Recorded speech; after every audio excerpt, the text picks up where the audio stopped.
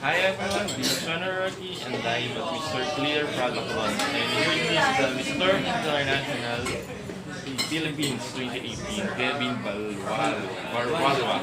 Yes, Kevin, this is your first time na mag-join sa pageant.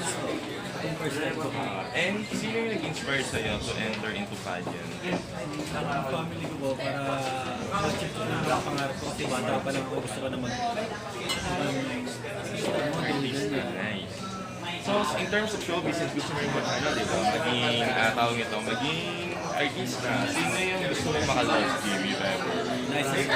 And why Liza? Actually, lahat ng mga interview ko, especially mga heartthrobs. Liza. Why Kasi Liza? kay Liza,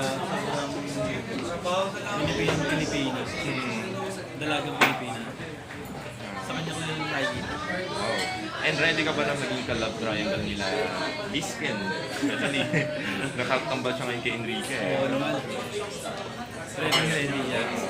And tulad ng mga ibang mga pageant models, especially si Ayon ngayon, na sikat sa Showtime, ready ka rin ba nung maging kagaya niya? Or if ever, escort si Vice sa Showtime? And how about different, I think yung role mo in the showbiz, if ever?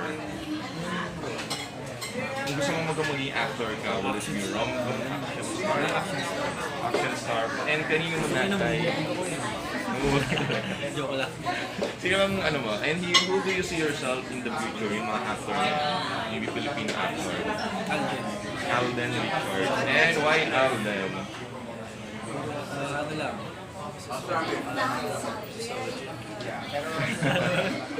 Rom-com. Puro ano lang. Yan.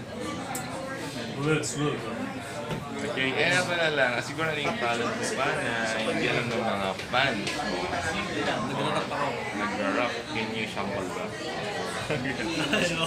Sige. Maybe the future. So ano nga? Sige.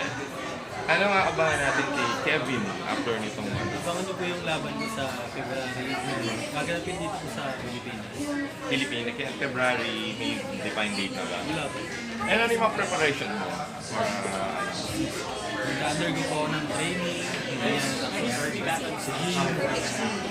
okay, so thank you Kevin and see you sa upcoming event. Thank you.